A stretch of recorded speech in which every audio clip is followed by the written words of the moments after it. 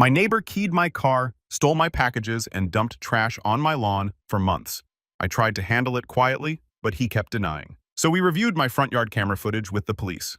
I closed on my first house in late August. Nothing crazy, just a 3-bedroom ranch on a cul-de-sac in a suburb outside of Columbus, Ohio. The kind of neighborhood where people wave at you when they're getting their mail, and everyone's got one of those little garden flags by the front door. I'd been renting apartments since college, 6 years, in a 2-bedroom with a window AC unit that sounded like a helicopter taking off every time it kicked on. And honestly, the whole homeowner thing felt surreal for the first few weeks. I remember standing in my empty living room eating cold pizza off a paper plate thinking, this is actually mine. Just that. Stood there like an idiot for a solid 10 minutes. The pizza was from that place on High Street, the one with the garlic knots that are weirdly good. Not relevant. I just remember the whole moment really clearly. Anyway, the move went smooth. Movers showed up on a Saturday, got everything inside by mid-afternoon. One of the movers dropped a box labeled kitchen fragile down the front steps, and I heard something shatter inside. Turned out to be a set of mugs my mom had given me when I graduated. I was annoyed for about 5 seconds and then figured it was a sign I needed new mugs anyway. I spent that Sunday unpacking the kitchen because I figured that was the room I'd need first. My buddy Cole came over and helped me mount the TV. We ordered way too much Chinese food, like an absurd amount enough for 5 people, and watched college football on the floor because I hadn't set up the couch yet. Good day. The neighborhood seemed great at first. The couple across the street, Don and Liz, came over with a plate of brownies my first week. Homemade, still warm. Don was retired, early 60s, seemed like a genuinely nice guy. Former school principal had this easy way of talking to people where you felt like you'd known him for years even though you just met. Liz told me which days were trash pickup and recycling and gave me the whole rundown on the HOA, which was basically non-existent. They collect $150 a year, and all it really covers is the little sign at the entrance to the neighborhood and the common area landscaping. She also told me about the block party they do every 4th of July and how the guy at the end of the street does a fireworks show in his backyard. That's technically illegal, but nobody cares. They were the kind of neighbors you actually want. My next-door neighbor to the left was a woman named Rita, probably mid-50s, kept to herself, but always had a polite nod when we crossed paths. She had a perfect lawn, and these rose bushes along her front walk that looked like they belonged in a magazine. No complaints there. And then there was the neighbor to my right. This guy, I'll call him what my buddy Cole started calling him later on the night shift. His real name doesn't matter, and honestly, I don't even want to type it. He was maybe late 40s, lived alone, drove a dark blue pickup that was always backed into the driveway like he needed to make a fast getaway at any moment. His yard was fine, not as manicured as Rita's, but he mowed it and kept things in order. House was a similar ranch style to mine, maybe a little older. He had one of those satellite dishes on the roof that nobody uses anymore. When I moved in, he was standing in his driveway just watching. Not casually either, arms crossed, feet planted, head tracking the movers like he was counting inventory. Didn't wave, didn't come over, didn't say a single word. One of the movers actually looked at me and kind of gestured toward him like, "What's that guy's deal?" I waved at him. He turned around and went inside. I didn't think much of it. Honestly, some people are private, and some people are just awkward. Whatever. I figured I'd win him over eventually, or at the very least, we'd have the kind of neighbor relationship where you nod at each other once a month. And that's fine. The first incident happened about 2 weeks after I moved in. September 9th. I know the exact date because I took a photo that morning and it's time-stamped. I walked out to my car on a Monday morning heading to work. I'm an insurance claims adjuster, so I drive to different sites most days inspecting damage on homes, vehicles, commercial properties, that kind of thing. And there was a long, deep scratch running along the entire passenger side of my car from the front fender all the way to the rear bumper, like someone took a key or a nail and just dragged it the full length in one steady motion. My car was a 2021 Civic. Nothing fancy, but I'd kept it in really good shape. Waxed it twice a year. Always parked it away from other cars and parking lots. The scratch was deep enough that you could feel it with your fingernail through the clear coat, through the paint, down to the primer in some spots. I was ticked off, but I honestly assumed it was random. Maybe a kid, maybe someone walking by who had a problem with the world. I parked on the street because my garage was still full of boxes I hadn't unpacked yet. Could have been anyone. I got a quote to fix it. $1,400. I put it off because between the down payment, the closing costs, and the 40 other things a new house needs, I had a million expenses already. 2 weeks later, it happened again. September 23rd, different side this time. 2 parallel scratches on the driver's side. Same depth, Same deliberate straight line pattern. Not random scratching.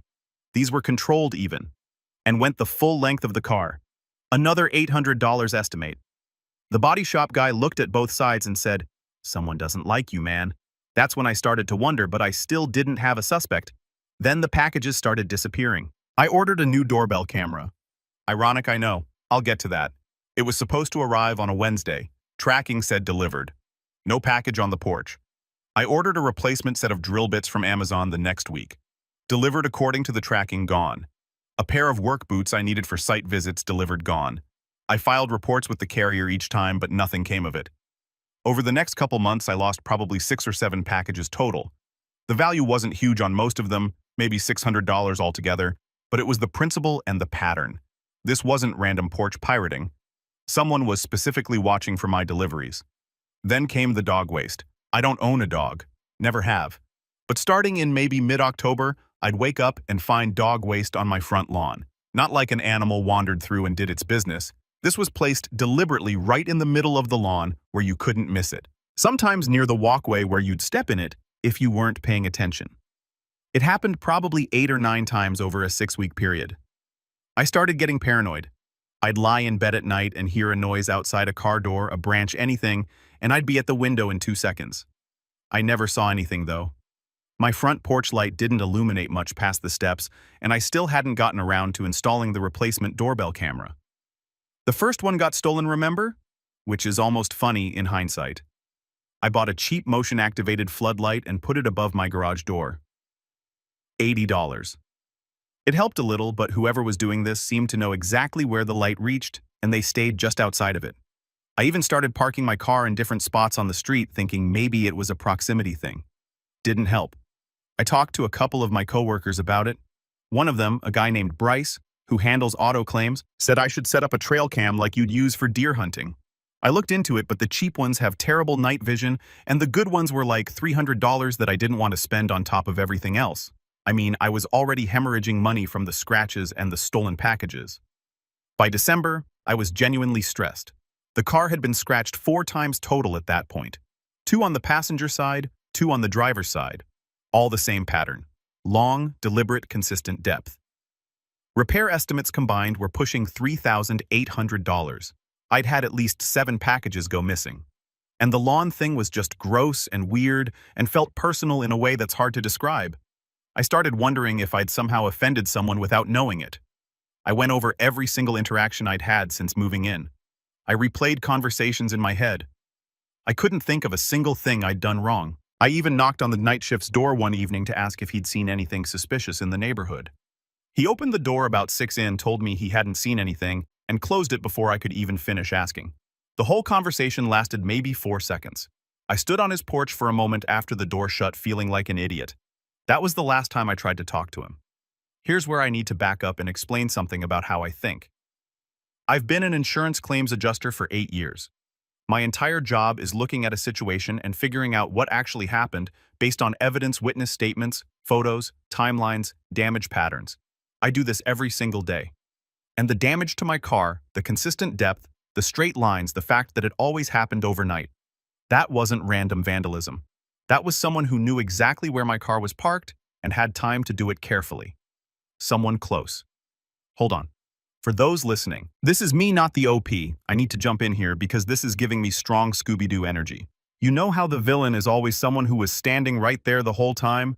Some dude in a rubber mask who could have been caught in episode 1 if anyone had just looked to their left. That's this guy. The night shift is literally standing in his driveway with his arms crossed, watching Jake move in like a cartoon villain, monologuing in his head. All that was missing was a swivel chair and a white cat. And Jake, bless his heart, went and knocked on the dude's door to ask if he'd seen anything. My brother, you asked the wolf if he'd seen any sheep go missing. I can't. In January, I finally had a real conversation with Dawn from across the street. It was a Saturday afternoon, and I was grabbing my mail from my new locking mailbox, by the way, because, yeah, I'd already upgraded that after a piece of mail I was expecting never showed up. Don was doing something in his front garden bed, and he saw me and walked over.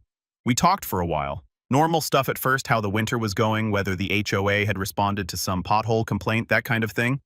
Then he asked about the scratches on my car because he'd noticed them from across the street. I hadn't really talked to anyone in the neighborhood about everything that was going on, so it all kind of came out at once. I told him about the car, the packages, the dog stuff, the dead grass, everything. I probably talked for 10 straight minutes. He just listened with his arms folded, nodding. Then he got quiet for a second, looked at my house, looked at the night shift's house, and then said something that changed everything. Jake, I've got a Ring camera on my front door. It's been there for 2 years. It points straight across the street at your house and your neighbor's driveway. I've got months of footage saved to the cloud. I swear my heart skipped. I asked if he'd be willing to let me look through it. He said absolutely. Said he and Liz had actually talked about the scratches on my car a few weeks ago and were wondering what was going on. Liz had apparently said she wanted to bring it up, but didn't want to be nosy. Dawn told me to come over after dinner that evening and we'd go through it together. That night, I walked across the street at about 7:30. Liz let me in and Dawn already had his laptop set up at the kitchen table with 2 chairs pulled up. Liz made coffee. The 3 of us sat down and Dawn pulled up the Ring app.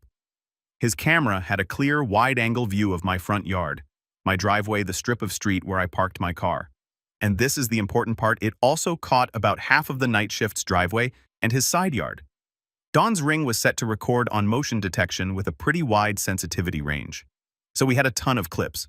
Most of them were cars driving by, deer wandering through at night, Dawn's cat setting off the sensor, but we started filtering for clips between midnight and 5 a.m., specifically ones where there was motion near my property. The first clip we found was from September 14th at 2:47 a.m., and I will never forget watching it for the first time. The night shift walked out of his side door, the one that faces my house, wearing what looked like sweatpants and a dark shirt. He crossed the strip of grass between our properties, maybe 15 feet, and approached my car on the passenger side. He was carrying something in his right hand. It was hard to tell exactly what from the camera angle, but it was small, thin, and pointed. He put his arm out and walked the full length of my car, slowly, deliberate. Then he turned around, walked back across the grass, went inside and shut the door. The whole thing took about 90 seconds. 90 seconds to do $1,400 in damage. I just sat there staring at the screen. My hands were shaking a little, not from anger. Well, partly anger, but mostly from the realization that I'd been right. Someone was targeting me, and it was the guy 10 feet from my bedroom window. Dawn looked at me and said, "Keep going. There's more." The next clip was from September 28th. Same exact pattern. Side door. 3:12 a.m. Crossed to my car, walked the length of it with his arm extended against the driver's side this time. Went back inside like clockwork. Like this was just part of his routine. Wake up, set an alarm or whatever. Walk outside in the dark, scratch the neighbor's car, go back to sleep. We found 11 clips total spanning from September through the end of December. 4 of them showed him scratching my car on different dates, all between 2 and 4 a.m. Each time the same methodical walk alongside the vehicle with his arm extended. 3 clips showed him walking up to my front porch, picking up a package and carrying it back to his house. On one of these, he actually paused under the street light, long enough that you could see the Amazon logo on the box he was holding. And 4 clips. This is the part that still gets me, showed him walking onto my lawn with a plastic bag, crouching down, placing something on the grass and walking back. He was depositing the dog waste by hand from a plastic bag, which means he was collecting it from somewhere, storing it, and then placing it on my property at 3 a.m., like some kind of deranged lawn gnome. Dawn and I sat there for probably 2 hours going through everything. His wife Liz came in at one point and just stood behind us shaking her head. She said she'd always thought something was off about that guy, but figured he was just antisocial. I asked Don if he'd let me compile the footage. He said, "Go for it." Okay, stop. Let me break down what's actually going on in this man's brain, because it's genuinely fascinating in a nature documentary about the world's dumbest predator kind of way. The night shift doesn't have a reason to hate Jake. Jake moved in, waved at the guy, minded his own business. But the night shift decided he was going to launch a one-man covert ops campaign against this random dude's property at 3 a.m., using a bag of dog poop as one of his primary weapons.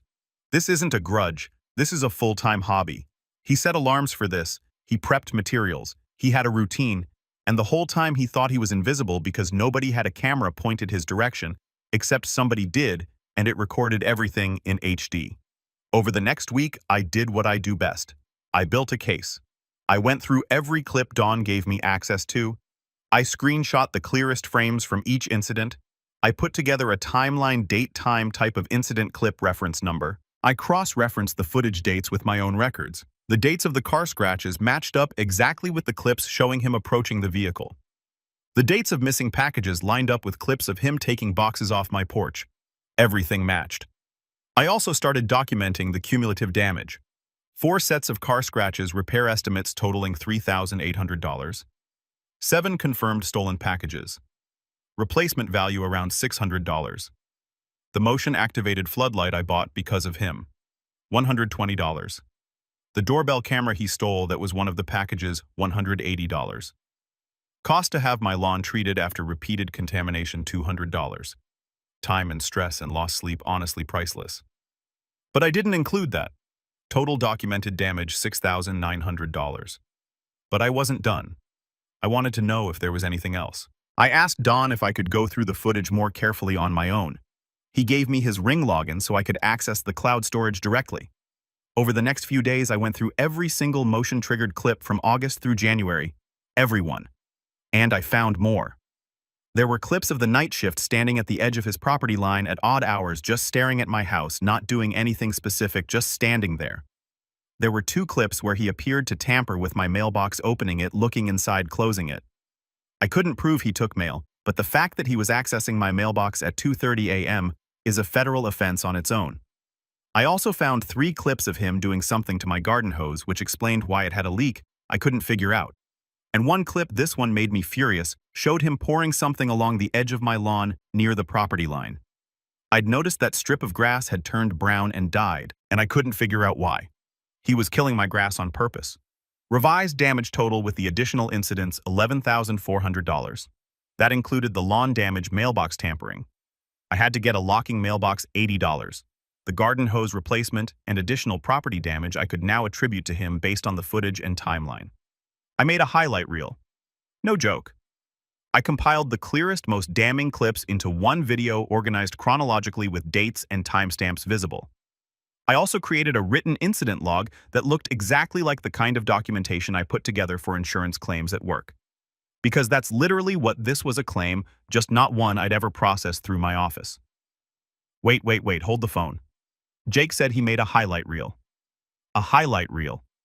This man put together a greatest hits compilation of his neighbor's 3 a.m. crime spree like he was editing a montage for the NFL draft. I'm picturing dramatic music, slow motion replays, maybe a freeze frame with a red circle around the Amazon box, and the incident log formatted like an actual insurance claim. What's next? The night shift getting a claims denial letter in his mailbox. Dear sir, upon review, your nightly vandalism has been denied coverage due to you being a complete psychopath. Please reference claim number OGAWAY. This is the most insurance adjuster revenge I've ever heard of, and I am absolutely here for it. I took everything to the police. I walked into the station on a Tuesday morning with a USB drive containing the compiled footage, a printed copy of my incident log, printed screenshots of the clearest frames, and the damage estimates from the body shop. The officer at the front desk looked at the stack of papers I put down and said, "This is thorough." Yeah, I hear that a lot at work.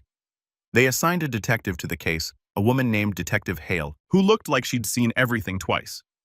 I sat with her for about an hour and a half going through the footage clip by clip and walking through my timeline. She took notes on a legal pad. She was shaking her head by the 3rd clip. By the time we got to the dog waste placement clip, specifically, the one where you can see him crouching on my lawn at 3:15 a.m. with a plastic bag, she actually laughed. Not because it was funny, but because of how genuinely bizarre it was. She said she'd been doing this job for 15 years, had dealt with neighbor disputes of every kind imaginable, and had never once seen someone go to this much effort to be this petty over this long of a period. She asked if I had any idea why he was targeting me. I told her I'd never had a single real conversation with the man. I'd waved at him on moving day. I'd knocked on his door once to ask about suspicious activity in the neighborhood. That was literally it. The full extent of our relationship was 1 wave and 4 seconds of him telling me he hadn't seen anything through a 6-inch crack in his door. She said, sometimes neighbors develop fixations on new residents for no rational reason. Sometimes it's a territorial thing. Sometimes it's something going on in their own life that they take out on the nearest target. Sometimes they're just miserable people who want everyone around them to be miserable too.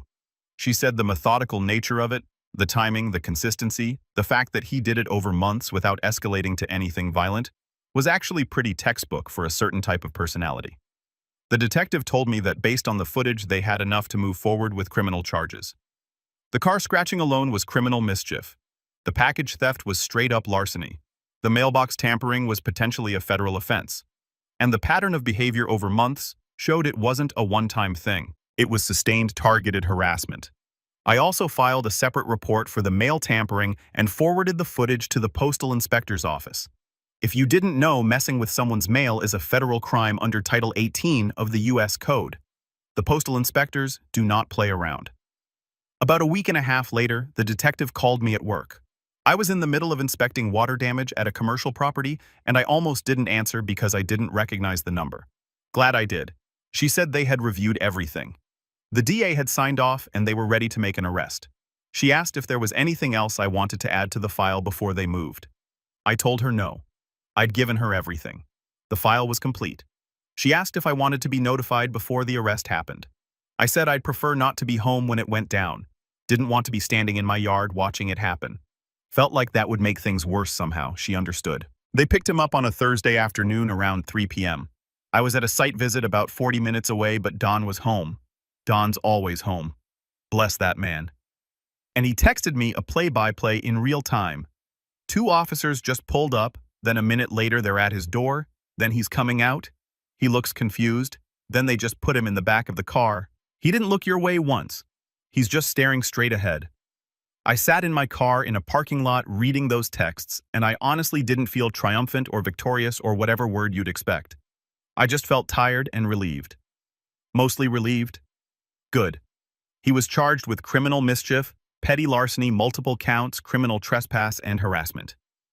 The mailbox situation was referred to the federal postal inspector separately, and as of my last check, that investigation is still pending. The detective told me the DA's office was considering additional charges based on the sustained pattern, but I don't have details on that yet. What I do know is that he was released on bond with conditions that include no contact with me and he can't be on my property, which is funny because I'd never invited him onto my property in the first place. Yo, time out. Can we take a moment to appreciate how Jake handled this from start to finish? Because most people in this situation would have lost it. They would have confronted the guy, gotten in a shouting match, maybe done something stupid that gets them in trouble. Jake didn't do any of that. He did exactly what he does Monday through Friday. He collected evidence, built a file, organized it like a professional, and handed it to the people whose job it is to act on it. The detective called his paperwork thorough. That's the equivalent of a chef complimenting your cooking. The night shift brought a plastic bag of dog poop to a fight with an insurance claims adjuster. Read that sentence again. Final update. It's been a couple weeks since the arrest and things have been quiet, obviously. The night shift is still living next door as far as I know, but I haven't seen him once. His truck is in the driveway most days, but he doesn't come outside when I'm around. The blinds on the side of his house that faces mine are always closed now. It's like living next to a ghost, which honestly is a massive upgrade from living next to a 3 a.m. lawn vandalizing package, stealing car, scratching psycho. My car is getting repaired finally. I'm using the documentation I built to file a civil claim for the damages. And my attorney, a guy I know from processing claims. We've worked opposite sides of a few cases, says the criminal charges make the civil case pretty straightforward. Between the footage, the police report, and the charge sheet, there's not a ton of wiggle room for the night shift to argue he didn't do it. Don and Liz have become actual friends. I go over there for dinner sometimes. Don grills on his back patio, and we sit out there and talk about whatever. He told me that the night shift had actually done some weird stuff before I moved in too. Nothing as bad as what he did to me, but Don had caught him on camera looking into other neighbors' cars and walking through people's yards at night. He just never connected it to anything criminal until my situation made it obvious. Rita, my neighbor on the other side, came over after the arrest and told me she was glad someone finally did something. Apparently, she'd found her flower pots moved around a few times and once found one of her garden tools in a different spot than she left it. She chalked it up to her own memory, but now she's not so sure. I did finally install that doorbell camera and a full 4-camera security system around the house. 2 in front, 2 in back motion, activated night vision cloud storage. I also got the locking mailbox installed and added a smart lock to my front door. Total cost for the security upgrades was about $1,200, but honestly, it's the best money I've ever spent. Not because I think he'll try something again. The no contact order handles that. But because I should have had this stuff from day one. Lesson learned. The one thing I keep thinking about is why. I never did anything to this man. I moved in. I waved. I went about my life. and he decided to make me his target. The detective said it might have been something as simple as him not wanting a new neighbor. The previous owner was an elderly woman who lived alone and kept to herself. Maybe he liked having that quiet buffer and my presence disrupted it. Maybe it's something else entirely. I'll probably never know. My buddy Cole saw the highlight reel and said it should be on Netflix. I told him it's a 20-minute video of a middle-aged man in pajamas sneaking across a lawn with a bag of dog waste. He said that's exactly why it should be on Netflix. There's a part of me that wonders what the other neighbors on the street think now. I've gotten a few waves and head nods since the arrest, but nobody's brought it up directly. Small town. Well, suburban politeness, I guess. Everyone knows, but nobody says it. As for what's next, I'm waiting on the civil case to move forward and keeping an eye on the federal mail investigation. My attorney says the civil suit should be pretty clean given the evidence. I'm asking for the full $11,400 in documented damages plus legal fees. Whether I'll get all of it, who knows? But the documentation is airtight, and I've got the footage to back every dollar. I guess the moral of the story, if there is one, is that some problems solve themselves if you're patient enough to let the evidence pile up. I could have confronted him at any point. I could have gotten angry, made a scene, escalated it, but I didn't. I let the cameras do the talking and the paperwork do the fighting. And honestly, the highlight reel is pretty solid. Quick update for anyone still following along. The DA's office added an additional charge of criminal damage to property based on the grass-killing footage. My attorney also sent a formal demand letter to the night shift's legal representation for the full $11,400. We're waiting on a response. Don told me the guy's brother came by last weekend to mow the lawn and take out the trash, so I think the night shift is laying very low right now. Can't say I blame him, though. I also can't say I feel bad about it. One thing I didn't mention before, I still have no idea where he was getting the dog waste. He doesn't have a dog. None of the immediate neighbors have dogs. That remains the one unsolved mystery of this whole thing. And honestly, I'm not sure I want the answer. Anyway, if you're in a situation like mine, document everything. Get cameras. Get your neighbors involved. And if your job happens to involve building evidence files for a living, well, sometimes the universe just hands you the right tools for the job.